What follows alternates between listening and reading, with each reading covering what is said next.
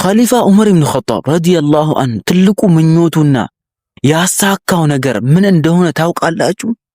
የፈርዖኖች ሀገር የሆነችዋን ኢጅፕትን በእስልምና መክፈት ነበር።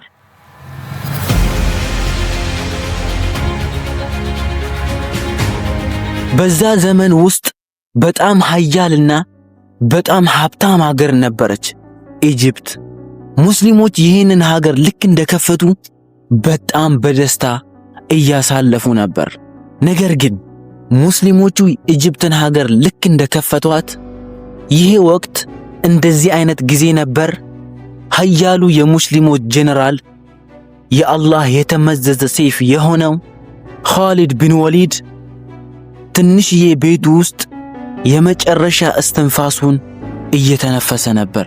ግን አንድ ጊዜ ወደ ኋላ ተመልሰን ማየት ያለብን ነገር አለ። የሙስሊሞች ኸሊፋ የነበረው ዑመር ኢብኑ ኸጣብ አሚሩል ሙእሚኒን ረዲየላሁ ዐንሁ ከትንሽ ዓመታት በፊት ኻሊድ ቢን ወሊድን ከጄኔራልነት አውርዶት የትኛውም ጦርነት ላይ እንዳይሳተፍ አዞት ኻሊድ ቢን ወሊድ ወደ ቤቱ ተመልሶ ነበር።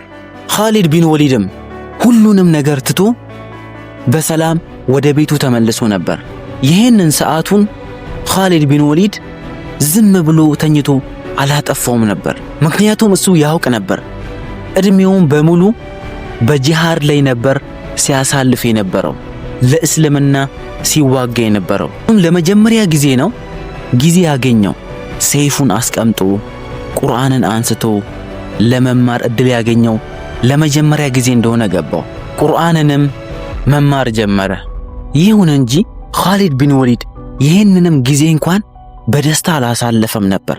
ኻሊድ ቢን ወሊድ ልክ ጄኔራልነቱን ትቶ ወደ ቤት ልክ እንደተመለሰ በሚያሳዝን ሁኔታ እሱ ባለበት ሀገር ውስጥ ጣዑን የሚባል በሽታ ተነስቶ ነበር።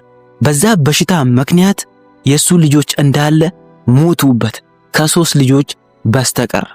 ይህ ማለት ኻሊድ ቢን ወሊድ በመጨረሻ እድሜው ዘመን ውስጥ ልጆቹ አይኑ ፊት ለፊት ሞተውበት በዚህ ምክንያት ሐዘንን አይቶ ነበር። ይሄ ብቻ አልነበረም። የቀሩ 3 ልጆች እንኳን ከትንሽ ጊዜ በኋላ በስፊን ጦርነት ውስጥ ሸሂድ ሆኑበት። ኻሊድ ቢን ወሊድ ከመሞቱ በፊት ሰዎች ከሩቅ ቦታ እየመጡ እሱን ይዘይሩት ነበር። ከነዛ መሃል ውስጥ አንዱ ለኻሊድ ቢን ወሊድ በጣም የሚቀርብ የቅርብ ጓደኛው ነበረው።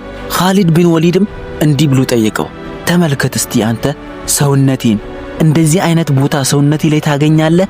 አንዲት ቁስል እንኳን ያሌለችበት ብሎ ጓደኛውን ጠየቀው።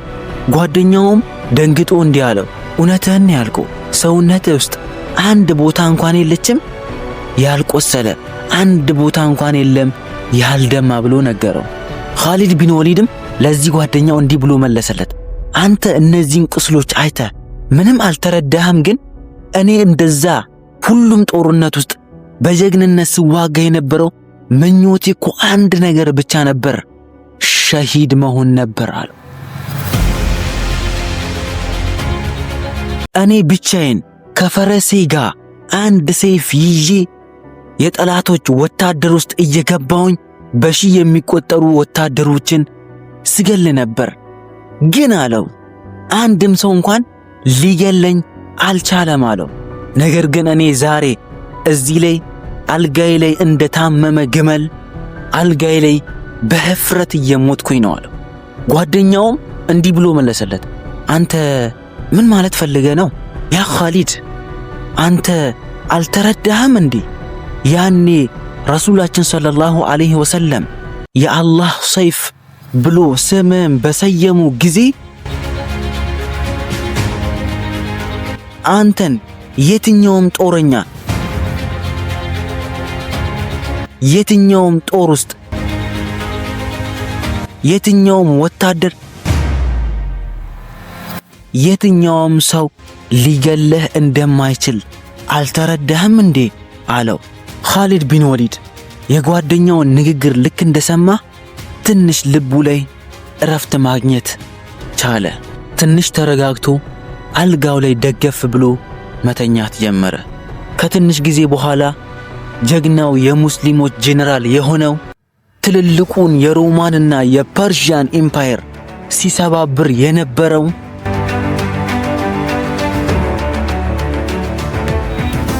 ፈለስጢንንና ደመሽቅን የከፈተው በጣም ከባድ የሆነውን የያማማንና የተቡክን ጦርነት አሸናፊ የሆነው የአላህ ሰይፍ የሆነው ኻሊድ ቢን ወሊድ ትንሽዬ ቤት ውስጥ የጦር መሳሪያና አንድ ፈረስ ብቻ ትቶ ከዚህ ዓለም ተሰናበተ። ኻሊድ ቢን ወሊድ የሞተበት ሀገር በሱሪያ ሀገር ውስጥ ነበር። እስከ ዛሬ ድረስ የሱ መቃብር እዛው ሀገር ውስጥ ነው ያለው።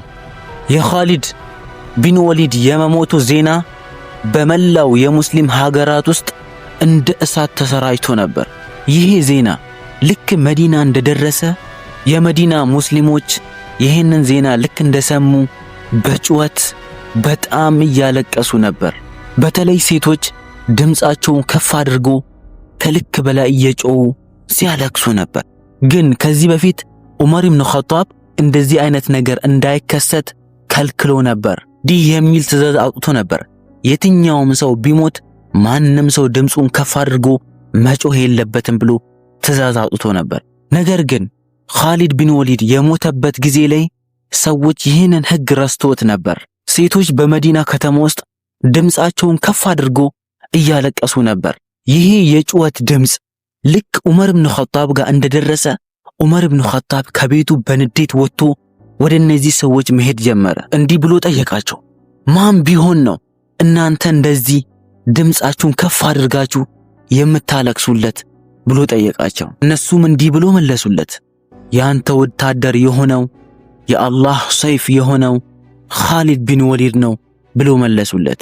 ይህንን ነገር ልክ እንደሰማ ባለበት ቆመ። ሰዎች ሲያለቅሱም ምንም አላላቸውም። ከዛ በኋላ እንዲህ አሉ፣ ዛሬ ማልቀስ የሚፈልግ ሰው ካለ ለኻሊድ ቢን ወሊድ ያልቅስ። ይህ ብቻ አልነበረም፣ እርሳቸው እንኳን ባሉበት ቆሙ ሲያለቅሱ ነበር። ኻሊድ ቢን ወሊድ ከሞተ በኋላ የሱን ንብረት የማከፋፈል ሁኔታ ነበር ቀጣዩ ስነ ስርዓት። ልክ የኻሊድ ቢን ወሊድ ንብረት ሲታይ እሱ ጋር ምንም ነገር አልነበረም ከአንድ ፈረስና ከሱ ሰይፍ በስተቀር። አስባችሁታል? ግን ይህን የሚያክል ጄኔራል ጋር አንዲት ነገር እንኳን አልነበረች። በዛው ተቃራኒ የዘመናችን የሙስሊም ጄኔራሎች ጋር ያለውን ነገር ብናይ በጣም የሚገርም ነገር ነው የምንገነዘበው። ዑመር ኢብኑ ኸጣብ ረዲየላሁ ዐንሁ ከኻሊድ በኋላ 2 ዓመት ብቻ ነበር እዚህ ምድር ላይ የቆየው። ነገር ግን እሱን አንድም ቀን እንኳን ረስቶት አያውቅም ነበር። በተለያየ ጊዜ ሙስሊሞች ፊት ለፊት እሱን እያስታወሰ ስለሱ ታሪክ ይነግራቸው ነበር። እንደውም አንድ ቀን ዑመር ኢብኑ ኸጣብ ጋር አንድ ገጣሚ በጣም በግጥም የታወቀ የአረብ ገጣሚ መጣ። ዑመር ኢብኑ ኸጣብም እንዲህ አለው፣ ሁሉን ነገር ትተህ እስቲ የኔ ወታደር የነበረው የአላህ ሰይፍ የነበረው ስለሱ ኃይለኛ ግጥም ግጠምልኝ እስቲ አለው። ከዚህ በኋላ ነው ይህም ገጣሚ ባለው ዕውቀትና ባለው ችሎታ ዑመር ኢብኑ ኸጣብ ፊት ለፊት ስለ ኻሊድ ግጥም ለመግጠም ሙከራ አድርጎ ነበር።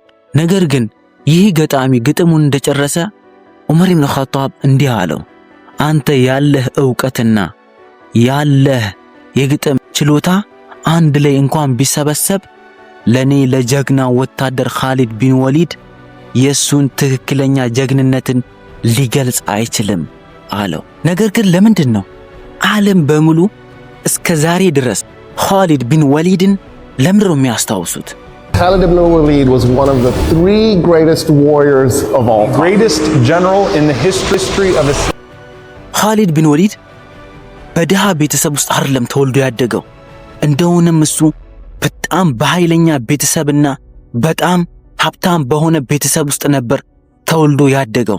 ኻሊድ ቢን ወሊድ በኑ መኽዙም ጎሳ ውስጥ ነው ተወልዶ ያደገው።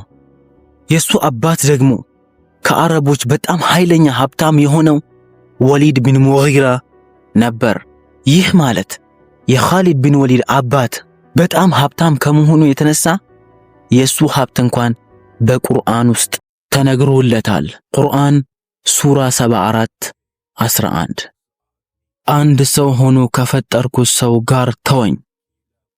ለእርሱም የተዘረጋ ገንዘብ በየአይነቱ ያደረግሁለት በየአደባባይ ተገኚዎች የሆኑ ወንዶች ልጆችንም ለእርሱም ኑሮውን መዘርጋትን የዘረጋሁለት ከሆነው ሰው ጋር ተወኝ፣ ከዚያም ልጨምርለት ይከጅላል። ይህ ማለት ለምሳሌ አረቦች በሙሉ ተሰብስቦ ለካዕባ አገልግሎት የሚያወጡትን ገንዘብ ወሊድ ቢን ሙጊራ ብቻውን ያወጣ ነበር። ይህ ማለት ኻሊድ ቢን ወሊድ መካ ውስጥ ልክ እንደ አንድ ንጉስ ልጅ ነበር ያደገው። ይህ ማለት ኻሊድ ቢን ወሊድ እድሜ ልኩን ምንም ሳይሰራ ሊያኖረው የሚችል ገንዘብ አባቱ ጋር ነበር ከአንድ ስራ በስተቀር። እሱም ያንን ስራ ይዞት ወደፊት ሄዶ የሙስሊሞች ኃይለኛና ጀግናው ጄኔራል ሆኖ ተገኘ። ሰብስክራይብ